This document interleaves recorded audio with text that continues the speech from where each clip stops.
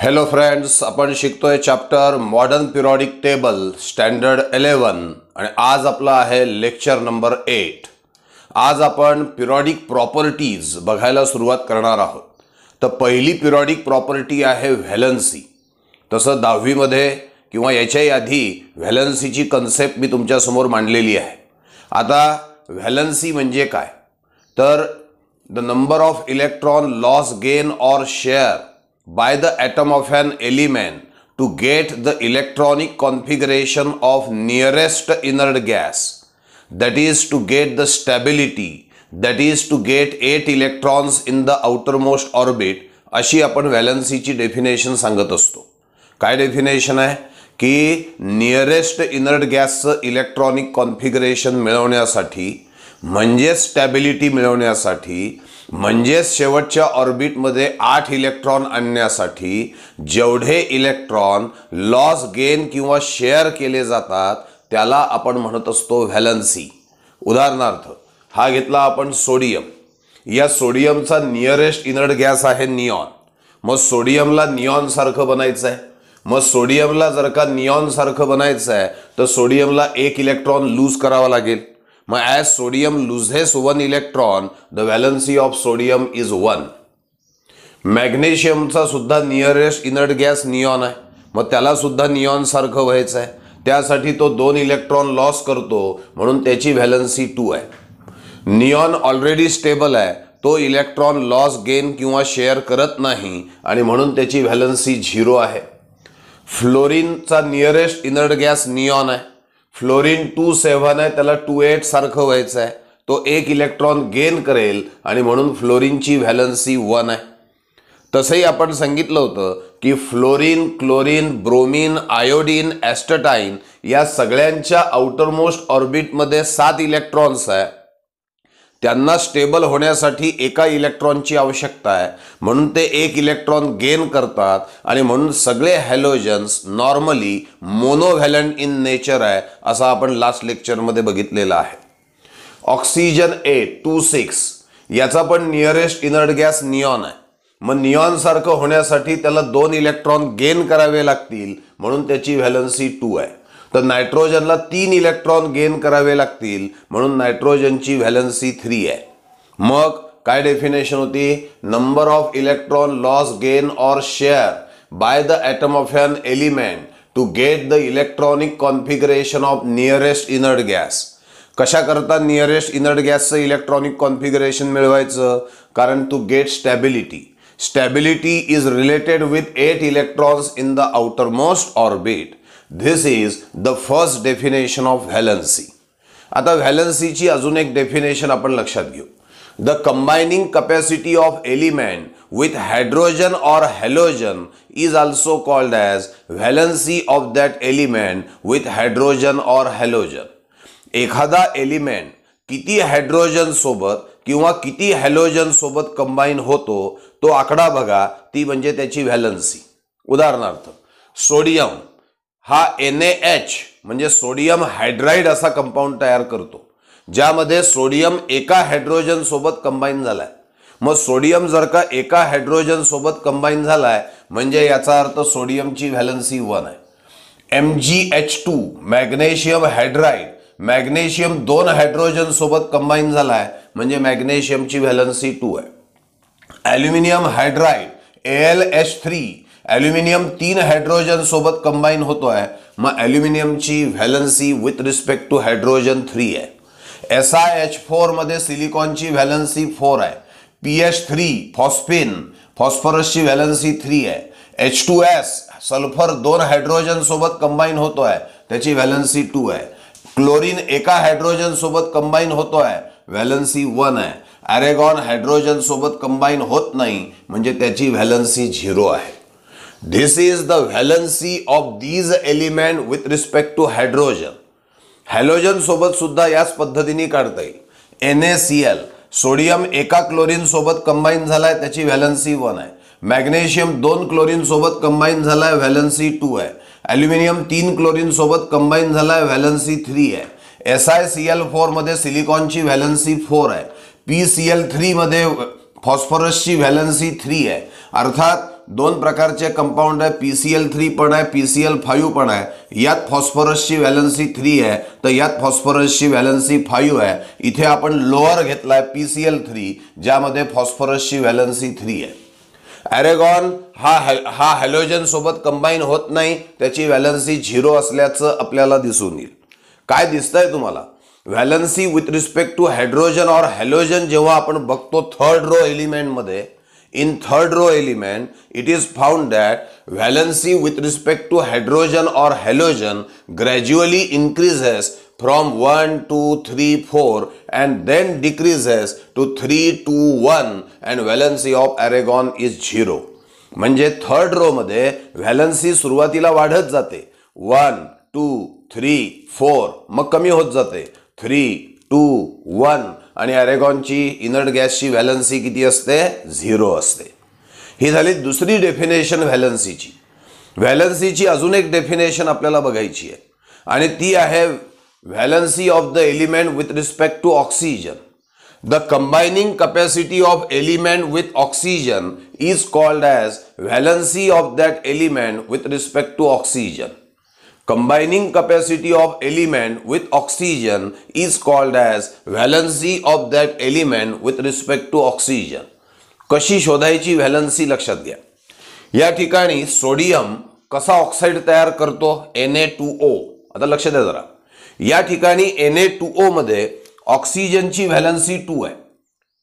मग उरलेला जो आणि एकच ऑक्सिजन आहे, मग उरलेल्या भागाची सुद्धा व्हॅलन्सी 2 असेल. म्हणजे याचा अर्थ 2 सोडियमची व्हॅलन्सी 2 आहे. मग एका सोडियमची व्हॅलन्सी किती असेल? 1.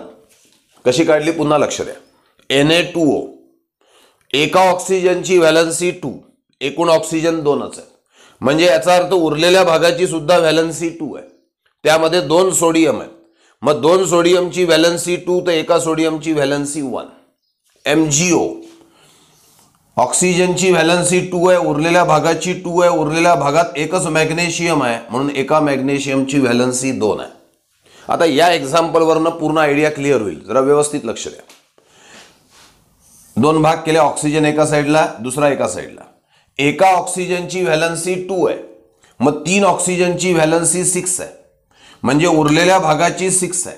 म्हणजे 2 ॲल्युमिनियमची 6 आहे, तर एका ॲल्युमिनियमची 3 आहे. परत Al2O3, एका ऑक्सिजनची व्हॅलन्सी 2, 3 ऑक्सिजनची 6, म्हणजे उरलेल्या भागाची पण 6.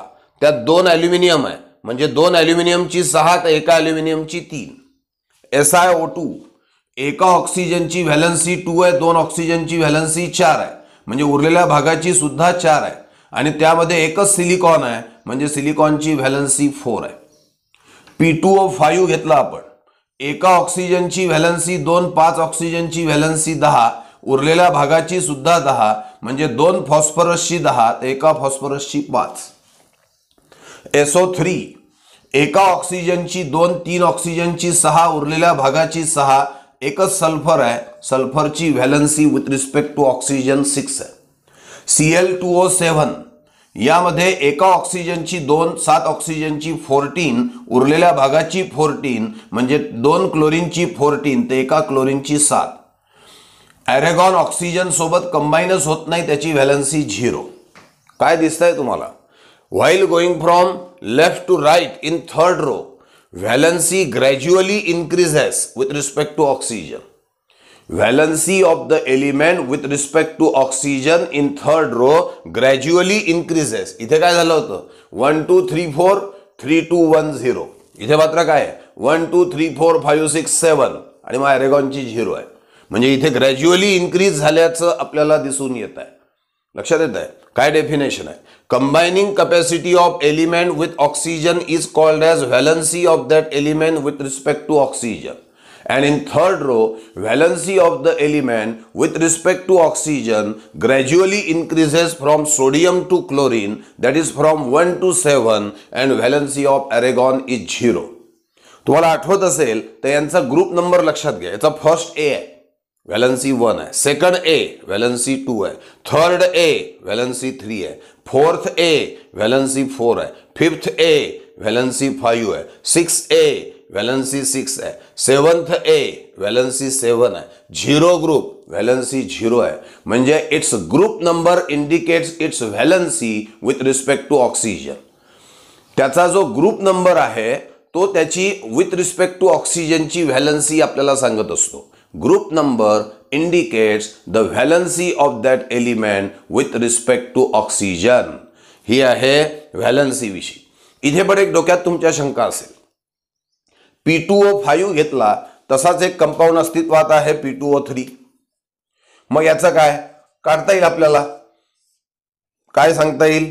एका ऑक्सिजनची 2, 3 ऑक्सिजनची 6, उरलेल्या भागाची 6, 2 फॉस्फरसची 6 म्हणजे एका फॉस्फरसची 3. जसं P2O5 मध्ये फॉस्फरसची व्हॅलन्सी 5 आहे तर P2O3 मध्ये फॉस्फरसची व्हॅलन्सी 3 आहे. जसा आपण P2O5 P2O3 घेतला तसा SO2 पण आहे. SO2चा कसा विचार कराल? एका ऑक्सिजनची 2, 2 ऑक्सिजनची 4, उरलेल्या भागाची 4 म्हणजे सल्फरची व्हॅलन्सी 4. क्लोरीनचे तर वेगवेगळे ऑक्साइड्स आहेत, त्यातला आपण Cl2O7 घेतलेला आहे, ठीक आहे की नाही? तर त्यामध्ये तुम्हाला त्याची व्हॅलन्सी काढता येईल. सध्याला आपण हायर ऑक्साइड घेऊन इथे व्हॅलन्सी चेक करत असतो. ऐका, या ठिकाणी लोअर कंपाऊंड घेऊन valency with respect to halogen बघितली होती. PCl5 न घेता PCl3 घेतला होता मी इथे. तर इथे मी हायर ऑक्साइड घेऊन valency with respect to oxygen काढली आहे. एक गोष्ट डोक्यात ठेवा, valency with respect to oxygen काढायचं असेल तर हायर ऑक्साइड घ्यायचा. हे डोक्यात ठेवलं की तुम्हाला लक्षात राहील. आणि दुसरा मुद्दा, it's group number indicates the valency with respect to oxygen. इथे आपल्याला 2 गोष्टी लक्षात येतात. In third row, while going from left to right, valency with respect to hydrogen first increases and then decreases. In third row, while going from left to right, valency with respect to oxygen gradually increases from 1 to 7. आणि halogen विषयी जर का विचार केला तर last पिरियडला सुद्धा आपण सांगितलंय की सगळ्या हॅलोजनच्या शेवटच्या ऑर्बिटमध्ये 7 इलेक्ट्रॉन आहे. NS2 हे त्यांचं जनरल आउटर इलेक्ट्रॉनिक कॉन्फिगरेशन आहे. त्यांना स्टेबल होण्यासाठी एका इलेक्ट्रॉनची आवश्यकता आहे, म्हणून ते एक इलेक्ट्रॉन गेन किंवा शेअर करतात. म्हणून सगळ्या हॅलोजनची मुळातली व्हॅलन्सी ही 1 समजली जाते. That's why halogens are monovalent in nature. ही झाली आपली पहिली पिरियॉडिक प्रॉपर्टी ज्याचं नाव आहे व्हॅलन्सी. लक्षात येत आहे? Now, the second periodic property is atomic radius and atomic size. Now, what is atomic radius? Atomic radius is the distance between center of the nucleus and outermost electron. किंवा असंही म्हणतात, it is the distance between center of the nucleus and outermost orbit. Center of the nucleus आणि outermost orbit या दोघांमधलं जे अंतर आहे त्याला म्हटलं जातं atomic radius. आता काय होय, in period while going from left to right the atomic radius and atomic size decreases. Atomic radius and atomic size decreases. Sodium, magnesium, aluminium, silicon, phosphorus, sulphur, chlorine असा ॲटोमिक रेडियस आणि atomic size हा कमी कमी झाल्याचं आपल्याला दिसतं. म्हणजे period करता हे या पद्धतीची मोमेंट लक्षात ठेवायची की in period while going from left to right atomic radius atomic size gradually decreases. आणि तेच in group while going from top to bottom number of orbit increases. यांच्याकडे नंबर ऑफ ऑर्बिट वाढतात. फ्लोरीनकडे 2 ऑर्बिट आहे, क्लोरीनकडे 3 आहे, ब्रोमीनकडे 4 आहे, आयोडीनकडे 5 आहे, ॲस्ट्रेनकडे 6 आहे. As the number of orbit gradually increases while going from top to bottom, fluorine, chlorine, bromine, iodine, astatine number of orbit वाढत चालले आहे. त्यामुळे ॲटोमिक रेडियस आणि ॲटोमिक साइज वाढत गेल्याचं आपल्याला दिसतं. म्हणजे ग्रुपसाठी हे हात असे लक्षात घ्या, पिरियडसाठी ॲटोमिक रेडियस डिक्रीजेस, ग्रुपसाठी ॲटोमिक रेडियस इन्क्रीजेस. बरोबर आहे? आता अर्थात याच्या संदर्भातलं जे डिटेल लेक्चर आहे पूर्ण या दोन्हीमध्ये अगदी पॉईंट टू पॉईंट सगळे डिटेल जे कन्सेप्ट आहे ही तुम्हाला जर का लक्षामध्ये घ्यायची असेल किंवा माझं असं मत आहे की तुम्ही या ठिकाणी हे लेक्चर स्टॉप करा आणि एका दुसऱ्या लेक्चरकडे मी तुम्हाला जायला सांगेल. ते लेक्चर आहे स्टँडर्ड 10चं पिरियॉडिक क्लासिफिकेशन ऑफ एलिमेंट. प्लेलिस्टवर जायचं आणि प्लेलिस्टमध्ये गेल्यानंतर पिरियॉडिक क्लासिफिकेशन ऑफ एलिमेंट हे प्लेलिस्टमधलं चॅप्टर सिलेक्ट करा आणि त्या चॅप्टरमधलं लेक्चर नंबर 12 हे जर का तुम्ही बघितलं तर तुम्हाला ते लेक्चर नंबर 12च मुळात पूर्ण ॲटॉमिक रेडियस आणि ॲटॉमिक साईज एक्सप्लेन करण्यासाठी आपण दिलाय की का बरं पिरियडमध्ये ॲटॉमिक रेडियस कमी कमी होत जातो, ग्रुपमध्ये ॲटॉमिक रेडियस का वाढत जातो, याचं स्पष्टीकरण तुम्हाला जर का पाहायचं असेल तर प्लेलिस्टमध्ये पिरियडिक क्लासिफिकेशन ऑफ एलिमेंट हे जे चॅप्टर आहे त्यातलं लेक्चर नंबर 12 बघा. या दोन्हीही कन्सेप्ट त्या ठिकाणी अगदी व्यवस्थित डिटेलमध्ये समजून सांगितलेल्या आहे आणि एकदा त्या बघितल्या की पुन्हा या लेक्चरवरती तुम्ही वापस यायचं आहे, म्हणजे तुम्हाला ॲटॉमिक रेडियस आणि ॲटॉमिक साईज ही कन्सेप्ट व्यवस्थित लक्षामध्ये येईल. तर ओव्हरऑल ही दुसरी पिरियडिक प्रॉपर्टी आहे आणि ती पिरियडिक प्रॉपर्टी आहे ॲटॉमिक रेडियस आणि ॲटॉमिक साईज. आपण सांगितलं in period while going from left to right atomic radius decreases, in group while going from top to bottom atomic radius increases. लक्षात येत आहे. आता नेक्स्ट पिरियडिक प्रॉपर्टीकडे आपण जाणार आहोत. नाव the third periodic property is important periodic property, that is ionization potential or ionization energy, or nowadays it is called as ionization enthalpy. Enthalpy म्हणजेच energy.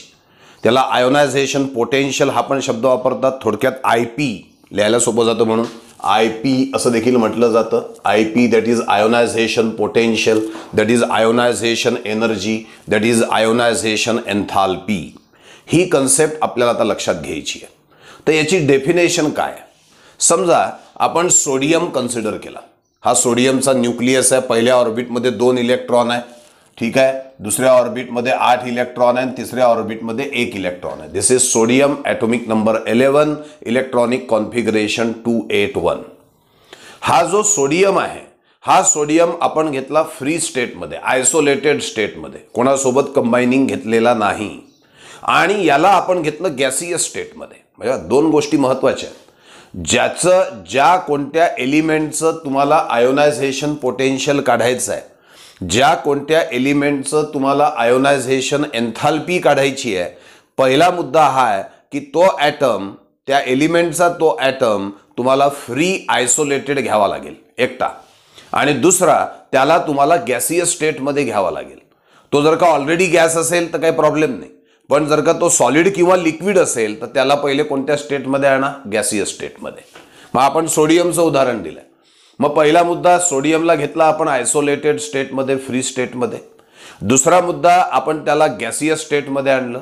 आणि आता हा जो गॅसियस स्टेटमधला आयसोलेटेड सोडियम ॲटम आहे, isolated gaseous sodium item, बरोबर आहे. हा जो आयसोलेटेड गॅसियस सोडियम ॲटम जो आहे, यामधून हा 1 इलेक्ट्रॉन काढण्यासाठी, आउटर मोस्ट ऑर्बिट मधला इलेक्ट्रॉन काढण्यासाठी जी एनर्जी लागेल त्याला म्हटलं जातं आयोनायझेशन एन्थाल्पी. साध्या भाषेमध्ये it is the energy require to remove the most loosely bounded outer most electron. आता हे काय आहे? Most loosely bounded outer most electron.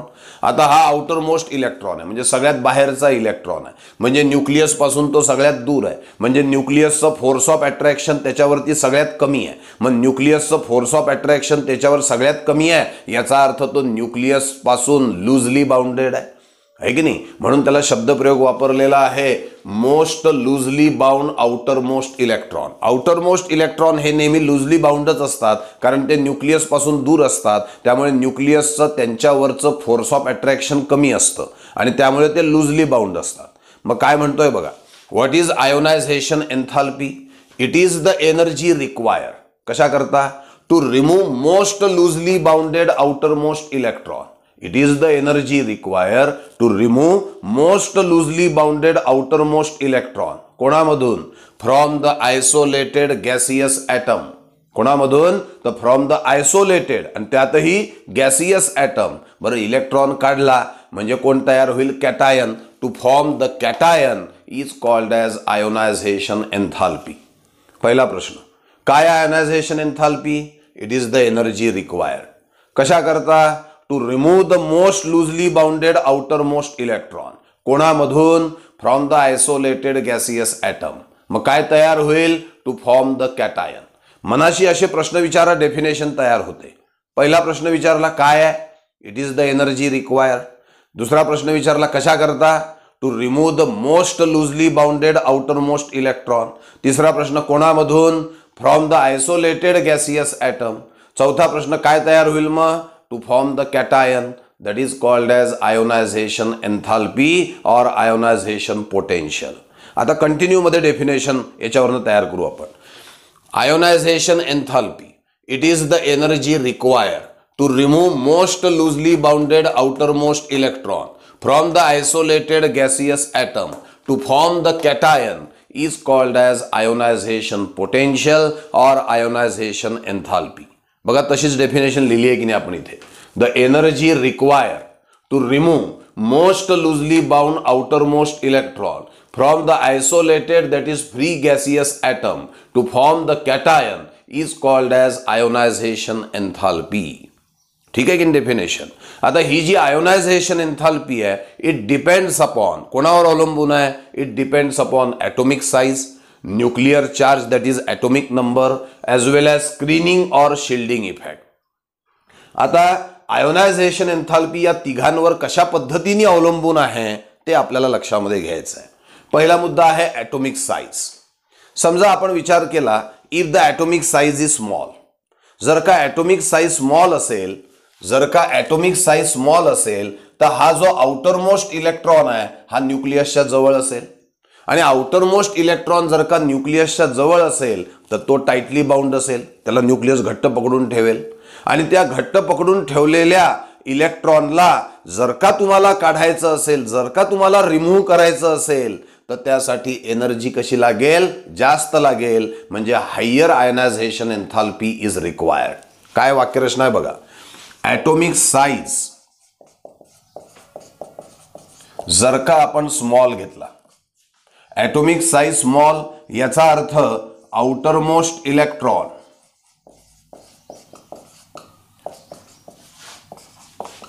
Tightly bound to nucleus. Nucleus त्या बाहेरच्या इलेक्ट्रॉनला त्याच्यावरती जास्त फोर्स ऑफ अट्रॅक्शन टाकेल आणि त्याला घट्ट पकडून ठेवेल. आणि अशा टाइटली बाउंड इलेक्ट्रॉनला जर का रिमूव्ह करायचं असेल, more energy will be required. जास्त एनर्जी तुम्हाला लागेल, म्हणजेच मोर आयोनायझेशन पोटेन्शियल किंवा ionisation enthalpy will be required. मग काय पहिलं वाक्य? ॲटोमिक साइज जर का स्मॉल असेल तर more ionisation enthalpy will be required. म्हणजे याचा अर्थ ॲटोमिक साइज आणि आयोनायझेशन एन्थाल्पी हे इनव्हर्सली प्रपोर्शनल आहे. Smaller is the atomic size, greater will be the ionisation potential. पुन्हा लक्षात घ्या, जेवढा ॲटोमिक साइज लहान तेवढा न्यूक्लियसच्या जवळ इलेक्ट्रॉन, जेवढा इलेक्ट्रॉन न्यूक्लियसच्या जवळ तेवढं न्यूक्लियसचं त्याच्यावरचं फोर्स ऑफ अट्रॅक्शन जास्त. आणि त्यामुळे त्या इलेक्ट्रॉनला तो न्यूक्लियस सहजासहजी जाऊ देणार नाही. पण आपल्याला तर इलेक्ट्रॉन काढायचा आहे. मग तो इलेक्ट्रॉन तरी सुद्धा काढायचा असेल तर अशा परिस्थितीमध्ये तुम्हाला लागणारी एनर्जी कशी असेल? जास्त असेल. आणि म्हणून more ionisation potential will be required. मग smaller is the atomic size, more is the ionisation potential. म्हणजेच आयोनायझेशन पोटेन्शियल आणि ॲटोमिक साइज यांच्यामध्ये इन्व्हर्सली प्रपोर्शनल आहे, व्यस्त प्रमाण आहे. जेवढा ॲटोमिक साइज कमी तेवढा आयोनायझेशन पोटेन्शियल हे जास्त असणार आहे. समजतोय पहिला फॅक्टर. आता दुसरा फॅक्टर घ्या, nuclear charge that is atomic number. जेवढा ॲटोमिक नंबर जास्त तेवढा न्यूक्लियर चार्ज जास्त, कारण atomic number is the number of proton. मग जेवढा ॲटोमिक नंबर जास्त तेवढा यातले प्रोटॉनची संख्या जास्त. प्रोटॉनची संख्या जास्त म्हणजे न्यूक्लियर चार्ज जास्त. न्यूक्लियर चार्ज जास्त म्हणजे पॉझिटिव्ह चार्ज जास्त.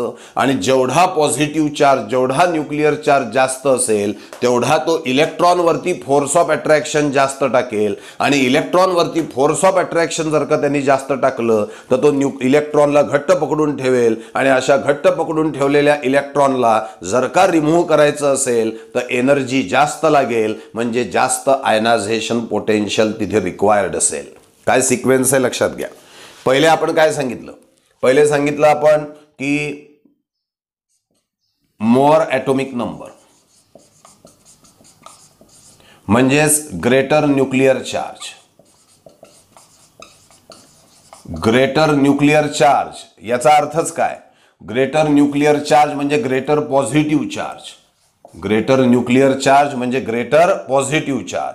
त्याच्यामुळे काय होईल की outer most electron tightly bound with nucleus. बरोबर आहे. मग टू रिमूव्ह इट, हेच वरचं, to remove it more energy will be required, that is more ionization potential is required. काय बोलतोय? सिक्वेन्स कडे लक्ष द्या. जेवढा ॲटॉमिक नंबर जास्त तेवढा न्यूक्लिअर चार्ज जास्त, तेवढा न्यूक्लियस वरचा पॉझिटिव्ह चार्ज जास्त. त्यामुळे हा पॉझिटिव्ह चार्ज जेवढा जास्त तेवढं या दोघांमधलं फोर्स ऑफ अट्रॅक्शन जास्त. त्यामुळे आउटर मोस्ट इलेक्ट्रॉन न्यूक्लियसशी घट्ट पकडून राहतील आणि त्यामुळे तरी सुद्धा त्या इलेक्ट्रॉनला जर का तुम्हाला काढायचंच असेल तर काढण्यासाठी जी एनर्जी रिक्वायर्ड आहे ती जास्त असेल. म्हणजेच more will be the ionization potential. मग काय आहे पहिलं वाक्य? More is the atomic number और more is the nuclear charge, more will be the ionisation potential. म्हणजे nuclear charge, atomic number they are directly proportional to ionisation potential. काय sequence होता? जेवढा ॲटॉमिक नंबर जास्त आहे तेवढा न्यूक्लिअर चार्ज जास्त आहे. जेवढा न्यूक्लिअर चार्ज जास्त आहे तेवढे ते इलेक्ट्रॉनला घट्ट पकडून ठेवतील. जेवढे इलेक्ट्रॉनला ते घट्ट पकडून ठेवतील तेवढी त्या इलेक्ट्रॉनला काढण्यासाठी एनर्जी जास्त लागेल आणि जेवढी इलेक्ट्रॉनला काढण्यासाठी एनर्जी जास्त लागेल तेवढीच आयनायझेशन पोटेन्शियल सुद्धा काय असेल? जास्त असेल. म्हणजेच more is the atomic number किंवा greater is the atomic number and nuclear charge, greater will be the ionization potential. जेवढा ॲटॉमिक नंबर न्यूक्लिअर चार्ज जास्त तेवढं आयनायझेशन पोटेन्शियल सुद्धा जास्त. म्हणजे कोणतं प्रपोर्शन आहे? Directly proportion. दुसरा फॅक्टर आपण लक्षात घेतलेला आहे. आता तिसरा फॅक्टर आहे स्क्रीनिंग और शिल्डिंग इफेक्ट. आता स्क्रीनिंग इफेक्ट किंवा शिल्डिंग इफेक्ट म्हणजे काय? पहिले हा मुद्दा लक्षात घ्या. What is the definition of shielding और स्क्रीनिंग इफेक्ट? मला सांगा. याला आपण सोडियम म्हटलं होतं. पहिल्या ऑर्बिटमध्ये 2 इलेक्ट्रॉन होते, दुसऱ्या ऑर्बिटमध्ये 8 इलेक्ट्रॉन होते. मग लास्ट बट वन ऑर्बिट मधल्या इलेक्ट्रॉननी शेवटच्या ऑर्बिट मधल्या इलेक्ट्रॉनवरती जे फोर्स ऑफ रिपल्शन टाकलेला आहे, it is the force of repulsion. Force of repulsion है ना, त्याला FR लिहितो कारण जागा कमी आपल्याकडे. It is the force of repulsion. कोणी टाकलाय? Force of repulsion by the electron in last but one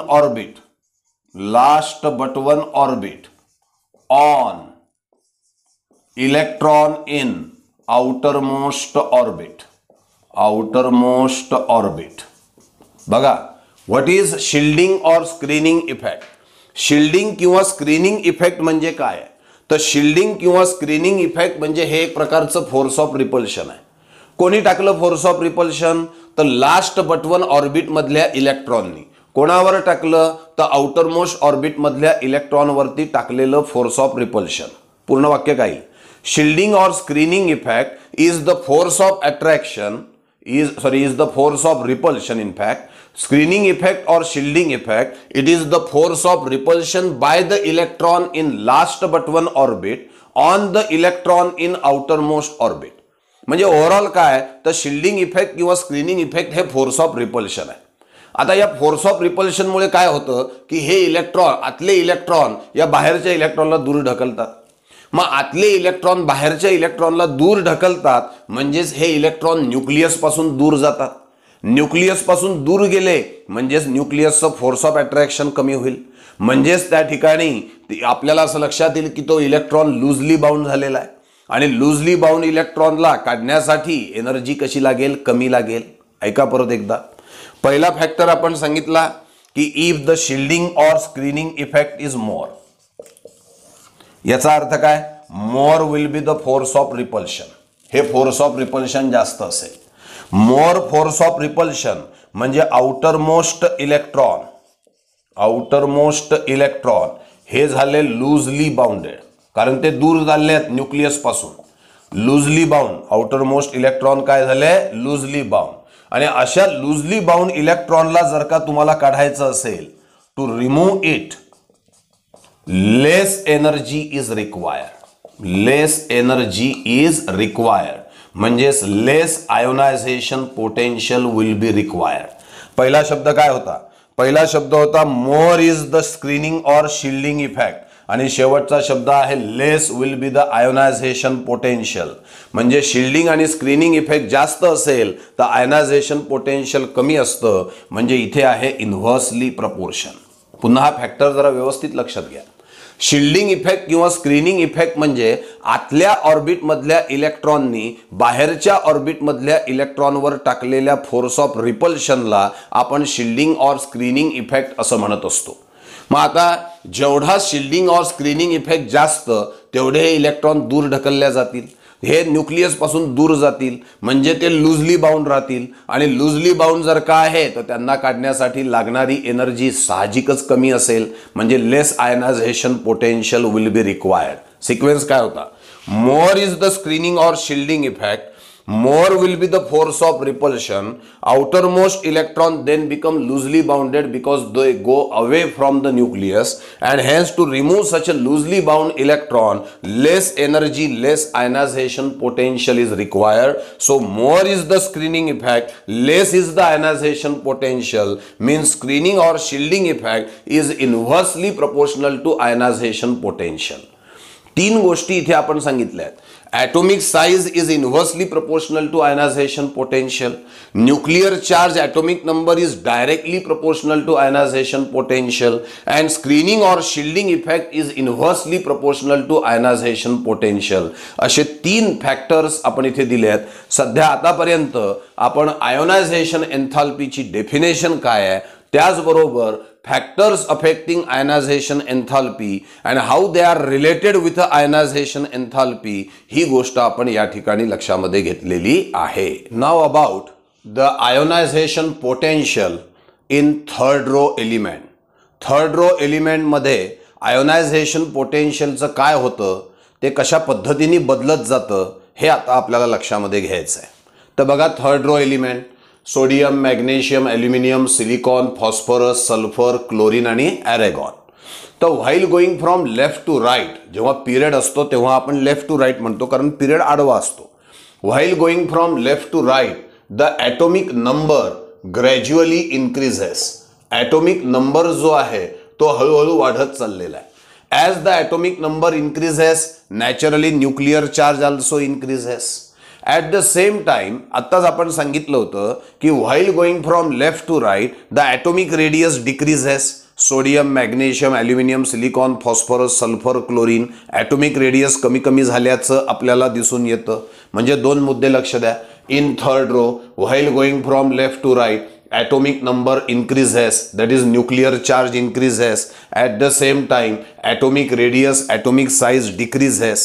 मग आता आपण काय बघितलं होतं की atomic number is directly proportional to ionisation potential. मग जर का ॲटॉमिक नंबर वाढतोय तर आयोनायझेशन पोटेन्शियल वाढत जाणार while going from left to right. त्याचबरोबर ॲटॉमिक रेडियस कमी होतोय, atomic radius is inversely proportional to ionisation potential. जर का ॲटॉमिक रेडियस कमी होतोय तर आयोनायझेशन पोटेन्शियल वाढल्याचं तुम्हाला दिसेल. म्हणजे पहा, ॲटॉमिक नंबर वाढल्यामुळे आयनायझेशन पोटेन्शियल वाढणार, ॲटॉमिक रेडियस कमी झाल्यामुळे सुद्धा आयनायझेशन पोटेन्शियल वाढणार. ओव्हरऑल काय, while going from left to right atomic number increases, atomic radius decreases. That's why ionization potential, that is ionisation enthalpy, increases from left to right with some exception. In जनरलमध्ये जर का आपण बघितलं तर left कडून right कडे जाताना ionisation potential हे वाढत गेल्याचं आपल्याला दिसतं. अर्थात त्यामध्ये काही एक्सेप्शन असल्याचं दिसून आलेलं आहे. आता काय आहेत ते एक्सेप्शन हे आपल्याला आता लक्षामध्ये घ्यायचे आहेत. तर सगळ्यात पहिलं एक्सेप्शन आहे ionization potential of magnesium is greater than aluminium. मॅग्नेशियमचं आयोनायझेशन पोटेन्शियल हे ॲल्युमिनियमपेक्षा जास्त असल्याचं दिसून आलेलं आहे. आयोनायझेशन एन्थाल्पी ही मॅग्नेशियमची ॲल्युमिनियमपेक्षा जास्त आहे. आता खरं पाहिलं तर आता आपण काय सांगितलं की while going from left to right atomic number increases, atomic radius decreases, ionisation enthalpy increases while going from left to right, म्हणजे आयनायझेशन एन्थाल्पी वाढत जाते. मग खरं पाहिलं तर मॅग्नेशियमपेक्षा कोणाची आयनायझेशन एन्थाल्पी जास्त असायला पाहिजे होती? ॲल्युमिनियमची जास्त असायला पाहिजे होती. पण प्रत्यक्षामध्ये मॅग्नेशियमची आयनायझेशन एन्थाल्पी ही ॲल्युमिनियमपेक्षा जास्त असल्याचं दिसून आलेलं आहे. असं का घडलं ते आपल्याला बघायचं आहे. त्याचं मूळ हे इलेक्ट्रॉनिक कॉन्फिगरेशनमध्ये आहे. This is the condensed electronic configuration of magnesium. Magnesium 12, neon 10, 3s2. हे ॲल्युमिनियमचं आहे. Neon 10, 3s2, 3p1. याला 3px1 पण लिहिता येईल. काय दिसतंय तुम्हाला?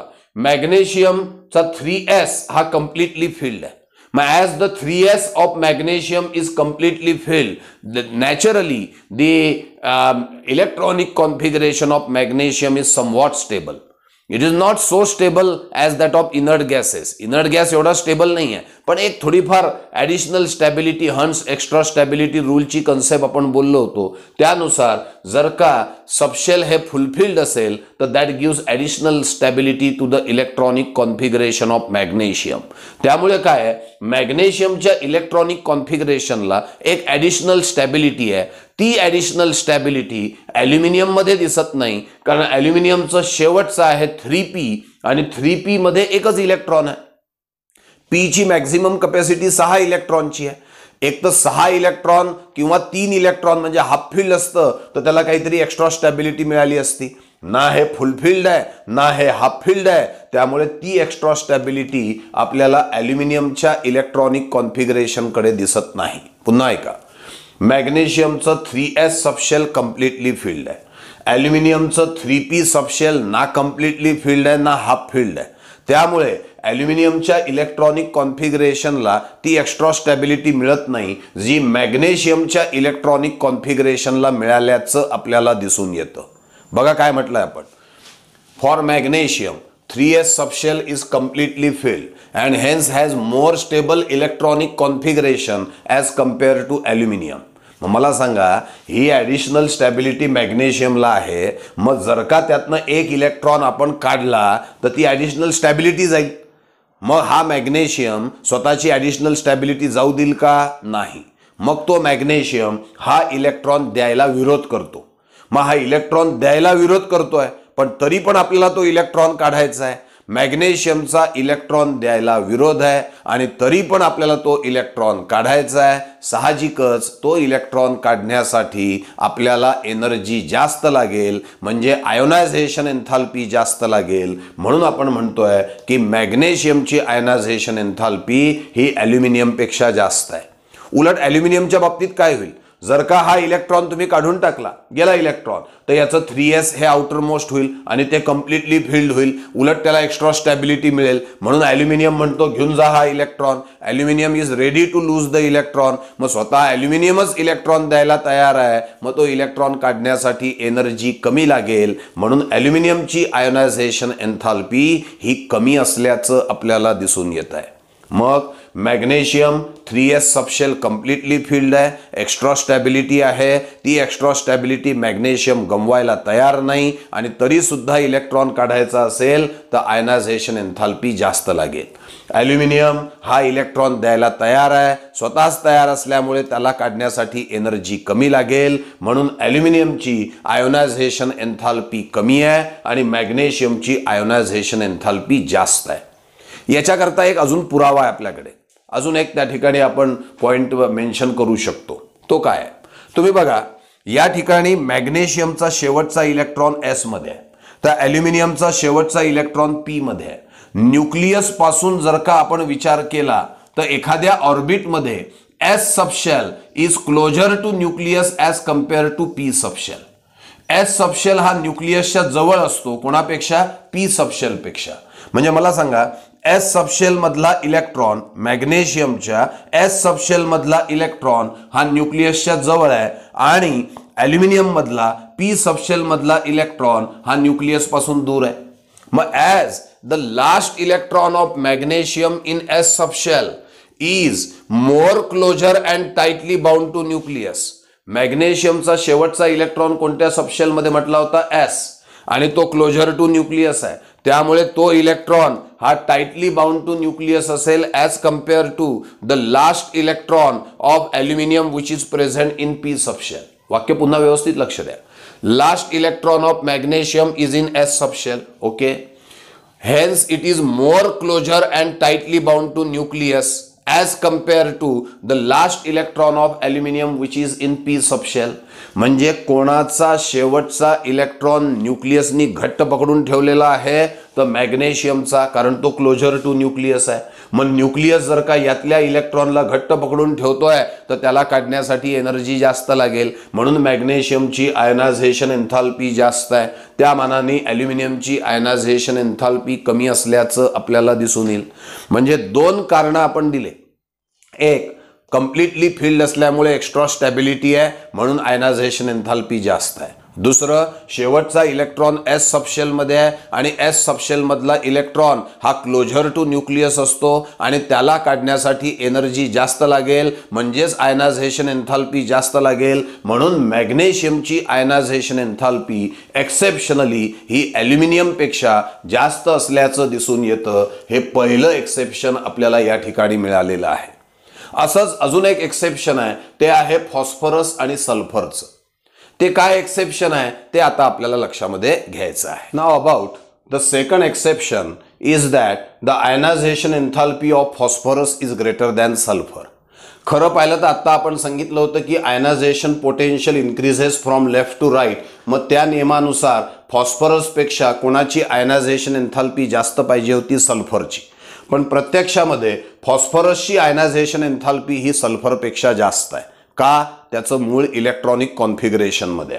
Phosphorus 15 condense electronic configuration neon 10 3s2 3p3. Sulphur 16 condense electronic configuration neon 10 3s2 3p4. तुम्ही जर का फॉस्फरसचं इलेक्ट्रॉनिक कॉन्फिगरेशन बघितलं तर त्याच्या 3p मध्ये 3 इलेक्ट्रॉन्स आहे. पी सबशेलची कॅपॅसिटी 6 इलेक्ट्रॉनची आहे, याच्याकडे 3 आहे, म्हणजे हा हाफ फील्ड आहे. हंट्स एक्स्ट्रा स्टॅबिलिटी रूलनुसार याला त्या ठिकाणी एक्स्ट्रा स्टॅबिलिटी मिळते आणि त्यामुळे हा फॉस्फरस स्वतःची ॲडिशनल स्टॅबिलिटी गमवायला तयार नाही. त्याच्याकडनं जर का इलेक्ट्रॉन काढला तर तो 3p2 होईल, त्याची हाफ फील्ड स्टॅबिलिटी जाईल, म्हणून तो फॉस्फरस तो इलेक्ट्रॉन सहजासहजी द्यायला तयार नाही. आणि तरी पण तुम्हाला जर का त्यातला इलेक्ट्रॉन काढायचा असेल तर तुम्हाला जास्त ताकद लावावी लागेल, जास्त एनर्जी लावावी लागेल, जास्त आयनायझेशन पोटेन्शियल तिथे आपल्याला वापरावं लागणार आहे. तेच जर का सल्फरचं बघितलं तर याच्या पी मध्ये आपल्याला 4 इलेक्ट्रॉन आहे, म्हणजे ना फुलफिल स्टॅबिलिटी ना हाफ फील्ड स्टॅबिलिटी. उलट एक इलेक्ट्रॉन जर का काढला तर तो 3p3 होईल, म्हणजे त्याला हाफ फील्ड स्टॅबिलिटी मिळेल आणि त्यामुळे हा सल्फर स्वतःहून तयार आहे इलेक्ट्रॉन देण्याकरता. मग जो स्वतःहून इलेक्ट्रॉन द्यायला तयार आहे त्यातनं इलेक्ट्रॉन काढण्यासाठी तुम्हाला एनर्जी कमी लागेल आणि म्हणून सल्फरची आयनायझेशन एन्थाल्पी ही कमी आहे आणि फॉस्फरसची आयनायझेशन एन्थाल्पी ही जास्त आहे. काय सांगितलं? दी phosphorus contain 3p3 electronic configuration. It means it is half filled, and to remove the electron more energy will be required. But in case of sulfur, the outer electronic configuration is 3p4. It is neither fulfilled nor half filled. Here sulfur itself is ready to lose the electron, आणि तो जर का ready to lose the electron आहे तर less ionization enthalpy will be required. म्हणून आपण म्हणू की ionization potential of phosphorus is greater than sulfur. This is the second exception. And the third thing is that the ionization enthalpy of argon is highest. त्याचं electronic configuration आहे neon 10 3s2 3p6. सगळे orbit पूर्णपणे भरलेले आहे, extra stability त्याला आहे. त्यातनं जर का इलेक्ट्रॉन काढला तर त्याची एक्स्ट्रा स्टॅबिलिटी नाहीशी होईल. त्यामुळे ॲरेगॉन तो त्याचा इलेक्ट्रॉन द्यायला बिलकुल तयार नाही आहे आणि तरी पण जर का आपण इलेक्ट्रॉन काढायची जिद्दच ठेवली तर मग आपल्याला जास्त एनर्जी, जास्त आयनायझेशन पोटेन्शियल तिथे वापरावं लागेल. आणि म्हणून आपण असं म्हणू की आयनायझेशन एन्थाल्पी और ionization potential of argon is highest. तीन मुद्दे दिले होते आपण. Ionization enthalpy of magnesium is greater than aluminium, phosphorus is greater than sulphur आणि आयनायझेशन एन्थाल्पी ऑफ ॲरेगॉन ही काय आहे, हायेस्ट आहे. अशा आपण गोष्टी या ठिकाणी ionization potential of third row discuss करताना सांगितलेले आहे. आता आपल्याला आयोनायझेशन एन्थाल्पी इन हॅलोजन म्हणजे इन ग्रुप ही कन्सेप्ट लक्षामध्ये घ्यायची आहे. Now about the ionization enthalpy of halogen. We know that all halogen contain NH2NP5 as their general outer electronic configuration. It means they contain 7 electrons in the outermost orbit. They need only 1 electron to get the stability. For that, they have tendency to gain or share one more electron to get the electronic configuration of nearest inert gas, that is to get the stability. म्हणजे सगळ्या हॅलोजनची tendency एक electron मिळवण्याची आहे, electron गमावण्याची नाही आहे. It means they have less or no tendency to lose electron. हे या हॅलोजनकडे इलेक्ट्रॉन मिळवण्याची ताकद आहे, द्यायला ते तयार नाही आहे. मग हॅलोजन इलेक्ट्रॉन द्यायला तयार नाही आहे आणि तरी पण जर का आपल्याला त्यांच्यामधनं इलेक्ट्रॉन काढायचा असेल तर आपल्याला तिथे एनर्जी जास्त लावावी लागेल तो इलेक्ट्रॉन काढण्यासाठी. म्हणजेच सगळ्या हॅलोजनची आयोनायझेशन एन्थाल्पी, आयोनायझेशन पोटेन्शियल ही हाय असेल as compare to other element. उरलेल्या एलिमेंटच्या तुलनेमध्ये हॅलोजनचं आयोनायझेशन पोटेन्शियल हे हाय असल्याचं आपल्याला दिसून येणार आहे. आता अमंग द हॅलोजन जर का आपण बघितलं तर while going from top to bottom, that is from fluorine, chlorine, bromine, iodine, astatine. तर while going from top to bottom atomic size goes on increasing, and atomic size goes on increasing, naturally the ionization potential goes on decreasing. Ionization potential कमी झाल्याचं दिसेल. म्हणजे सगळ्यात जास्त ionization enthalpy जास्त असेल फ्लोरीनची आणि सगळ्यात कमी कोणाची असेल तर ॲस्टटाईनची असल्याचं आपल्याला दिसून येणार आहे. तर this is about the ionization enthalpy trend in halogens. आता एक कन्सेप्ट लक्षामध्ये घ्या. ॲल्युमिनियम ॲटॉमिक नंबर 13 आहे, इलेक्ट्रॉनिक कॉन्फिगरेशन 283 आहे. म्हणजे त्याच्या शेवटच्या ऑर्बिटमध्ये 3 इलेक्ट्रॉन्स आहे. आता हे 3 इलेक्ट्रॉन्स आपल्याला रिमूव्ह करायचे आहे, कारण 3 इलेक्ट्रॉन रिमूव्ह झाल्यानंतर ॲल्युमिनियमचं इलेक्ट्रॉनिक कॉन्फिगरेशन होईल 28 आणि तो स्टेबल होईल. आता ॲल्युमिनियममधला एक इलेक्ट्रॉन काढण्यासाठी जी एनर्जी लागेल त्याला म्हटलं जातं फर्स्ट आयनायझेशन एन्थाल्पी किंवा फर्स्ट आयनायझेशन पोटेन्शियल. मग अजून एक इलेक्ट्रॉन काढण्यासाठी जी एनर्जी लागेल त्याला म्हटलं जातं सेकंड आयनायझेशन पोटेन्शियल. अजून एक इलेक्ट्रॉन काढण्यासाठी जी लागेल त्याला म्हटलं जातं थर्ड आयनायझेशन पोटेन्शियल. म्हणजे ओव्हरऑल ॲल्युमिनियममधले 3 इलेक्ट्रॉन आपल्याला काढायचे आहेत. त्यातला पहिला इलेक्ट्रॉन काढण्यासाठी जी एनर्जी लागली ती फर्स्ट आयनायझेशन पोटेन्शियल, दुसरा काढण्यासाठी जी लागली ती सेकंड आयनायझेशन पोटेन्शियल आणि तिसरा काढण्यासाठी जी लागली ती थर्ड आयनायझेशन पोटेन्शियल. म्हणजेच ॲल्युमिनियमचं टोटल आयनायझेशन पोटेन्शियल याचा जर का आपण विचार केला तर it is the sum of first IP plus second IP plus third IP. या तिघांची बेरीज म्हणजे टोटल आयनायझेशन एन्थाल्पी येईल ॲल्युमिनियम करता. बरोबर आहे. मॅग्नेशियमचा विचार करा बरं, लिहित नाही मी इथे पण लक्षात घ्या. मॅग्नेशियम 12282. मॅग्नेशियममधनं शेवटच्या ऑर्बिटमध्ये किती इलेक्ट्रॉन आहेत 2. मग ते 2च इलेक्ट्रॉन काढायचे आहे. त्यातला एक इलेक्ट्रॉन काढण्यासाठी जी लागेल ती असेल त्याची फर्स्ट IP आणि त्यातला दुसरा इलेक्ट्रॉन काढण्यासाठी जी लागेल ती असेल सेकंड IP. म्हणजे मॅग्नेशियमच्या बाबतीमध्ये total ionization potential is the sum of first IP plus second IP.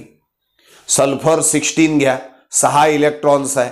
मग एक एक इलेक्ट्रॉन काढण्यासाठी जी एनर्जी लागते त्याला आपण first IP, second IP, third, fourth, fifth, 6 अशा 6 IP व्हॅल्यूज सल्फरच्या असतील. मग सल्फरची total IP is the sum of first IP, second IP, third IP, fourth IP, fifth आणि 6 या सगळ्यांची बेरीज म्हणजे टोटल IP असेल सल्फरची. बरोबर आहे की नाही. इथे ॲल्युमिनियम करता 1 2 3 total IP is the sum of first plus second plus third. हा एक मुद्दा लक्षात घ्या. टोटल आयनायझेशन पोटेन्शियल ही कन्सेप्ट आपण म्हणतोय. What is total ionization potential? It is the total energy which is required to remove all the electron present in the outer most orbit. Outer most orbit मधले सगळे electron काढण्यासाठी जी एकूण energy लागते त्याला टोटल आयनायझेशन पोटेन्शियल किंवा total ionization enthalpy असं आपण म्हणू. आणि एकच इलेक्ट्रॉन काढण्यासाठी जी एनर्जी लागते त्याला फर्स्ट आयनायझेशन एन्थाल्पी असं म्हटलं जातं. याच्या आधीला जो सगळा मुद्दा आपण डिस्कस केलाय तो फर्स्ट आयनायझेशन पोटेन्शियल म्हणून आपण डिस्कस केलेला आहे, लक्षात घ्या. आता आपण टोटल आयपी ची कन्सेप्ट बघतोय. तर total IP is the sum of first IP plus second IP plus third IP. आता एक मुद्दा अजून डोळ्यासमोर येतो, तो म्हणजे असा की पहिला इलेक्ट्रॉन काढण्यासाठी जी एनर्जी लागते ती फर्स्ट आयपी आहे. दुसरा इलेक्ट्रॉन काढण्यासाठी जी एनर्जी लागते ती सेकंड आयपी आहे. तिसरा इलेक्ट्रॉन काढण्यासाठी जी एनर्जी लागते ती थर्ड आयपी आहे. मग या तिन्ही एनर्जीची व्हॅल्यू सेम असते का डिफरंट असते? आणि डिफरंट असेल तर कोणाची जास्त कोणाची कमी असा प्रश्न निर्माण होईल. बघा या ठिकाणी आपल्याला एक गोष्ट लक्षात येईल की third IP is greater than second, second is greater than first. का बरं? महत्वाचं वाक्य आहे. Here decreased number of electron are more tightly bound with the same nuclear charge and hence force of attraction is more. याचा अर्थ काय? तुम्ही या ठिकाणी बघा, इथे आपल्याला इलेक्ट्रॉन काढायचा आहे. एक इलेक्ट्रॉन काढणार आहे आपण आणि तो इलेक्ट्रॉन काढण्यासाठी जी एनर्जी लागते त्याला थर्ड आयपी म्हणतोय. पण कोणामधून इलेक्ट्रॉन काढायचा आहे? तर Al2+ मधून, पॉझिटिव्ह आयन मधनं इलेक्ट्रॉन काढायचा आहे. उलट पॉझिटिव्ह आयन आणि इलेक्ट्रॉन मध्ये तर अट्रॅक्शन असेल आणि तरी पण त्यातून इलेक्ट्रॉन काढायचा आहे तर एनर्जी साहजिकच जास्त लागेल. तेवढ्याला हे पण तर पॉझिटिव्ह आला आहे, पण याच्यावरती दोन पॉझिटिव्ह आहे, याच्यावर एकच पॉझिटिव्ह आहे. मग एक पॉझिटिव्ह आयन, एक पॉझिटिव्ह चार्ज असलेला आयन हा त्याचा इलेक्ट्रॉन तो पण द्यायला तयार नाही आहे. त्यातनं पण जी एनर्जी लागेल ती पण हाय असेल. पण हा तर न्यूट्रल मॉलिक्यूल आहे. न्यूट्रल मॉलिक्यूल मधनं इलेक्ट्रॉन काढण्यासाठी जी एनर्जी लागेल ती एनर्जी कमी असेल. पॉझिटिव्ह आयन मधनं इलेक्ट्रॉन काढण्यासाठी जी एनर्जी लागेल ती जास्त असेल. आणि जास्त पॉझिटिव्ह चार्ज असणाऱ्या आयन मधनं इलेक्ट्रॉन काढायचा असेल तर ती एनर्जी अजून जास्त असेल. मी काय बोलतोय समजताय? न्यूट्रल मॉलिक्यूल मधनं इलेक्ट्रॉन काढायचा आहे, कमी एनर्जी लागेल. दुसरा, तुम्हाला असं दिसतंय पॉझिटिव्ह आयन मधनं इलेक्ट्रॉन काढायचा आहे, तो पॉझिटिव्ह आयन इलेक्ट्रॉन द्यायला तयार राहणार नाही आणि त्यातनं इलेक्ट्रॉन काढायचा आहे, एनर्जी तुम्हाला जास्त लागेल. अधिक जास्त पॉझिटिव्ह चार्ज असणाऱ्या आयन मधनं इलेक्ट्रॉन काढायचा आहे, तुम्हाला एनर्जी अजून जास्त लागल्याचं दिसून येईल. म्हणजेच काय? तर third IP value is naturally greater than second IP and second IP value is greater than first IP. मॅग्नेशियमच्या बाबतीमध्ये दोनच आयपी व्हॅल्यूज आहे, फर्स्ट आणि सेकंड. मग second IP value is greater than first IP, बरोबर आहे. सिलिकॉनच्या बाबतीमध्ये 4 आयपी व्हॅल्यूज आहे, मग फोर्थ आयपी व्हॅल्यू ही सगळ्यात जास्त असेल, हे लक्षात घ्या.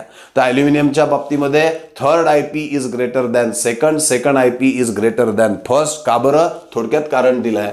डिक्रीज्ड नंबर ऑफ इलेक्ट्रॉन है ना are more tightly bound with the nucleus with the same nuclear charge.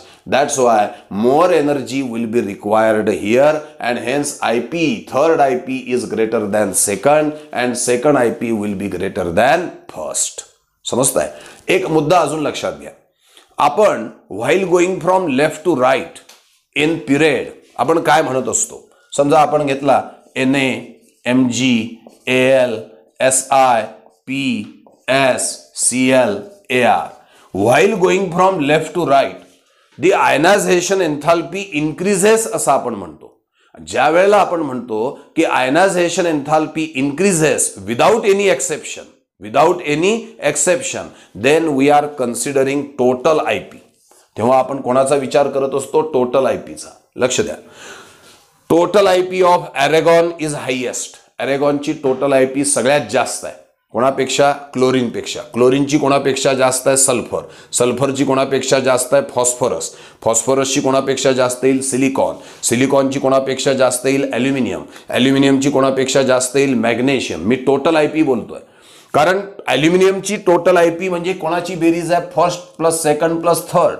मॅग्नेशियमची total IP म्हणजे कोणाची बेरीज आहे? फर्स्ट आणि सेकंड. साहजिकच टोटल आयपी मॅग्नेशियमची कमी आहे कोणापेक्षा? टोटल आयपी कोणाची? ॲल्युमिनियम पेक्षा. पण फर्स्ट आयपीचा जर का विचार केला, जे आपण डिस्कस केलं होतं थोडं आधी, फर्स्ट आयपीचा विचार केला तर मात्र मॅग्नेशियमची फर्स्ट आयपी अल्युमिनियम पेक्षा जास्त आहे, फॉस्फरसची फर्स्ट आयपी सल्फर पेक्षा जास्त आहे. काय वाक्य आहे? When we say that IP increases from left to right, then the broad view is the energy required to remove all the electron. In broad view, we are not considering only first IP but considering total IP. जेव्हा आपण म्हणतो की while going from left to right the ionization enthalpy increases without exception, तेव्हा समजून घ्या आपण total आयपीचा विचार करतोय. टोटल आयपी मध्ये ॲल्युमिनियमचीच टोटल आयनायझेशन पोटेन्शियल मॅग्नेशियम पेक्षा जास्त आहे, सल्फरची टोटल आयनायझेशन पोटेन्शियल फॉस्फरस पेक्षा जास्त आहे. पण जेव्हा आपण फर्स्ट आयपीचा विचार करू, फक्त फर्स्ट आयपीचा, तेव्हा मात्र मॅग्नेशियमची फर्स्ट आयपी ॲल्युमिनियम पेक्षा जास्त असेल, फॉस्फरसची फर्स्ट आयपी सल्फर पेक्षा जास्त असेल. तर all this is about the concept ionisation potential. अत्यंत महत्त्वाची कन्सेप्ट आहे ही. कन्सेप्ट आपल्याला पुढे वारंवार वापरावी लागणार आहे, म्हणून याचं वारंवार रिव्हिजन करणं आवश्यक आहे. ही लिहून सुद्धा बघा म्हणजे डोक्यामध्ये ही पक्की बसेल. थँक्यू.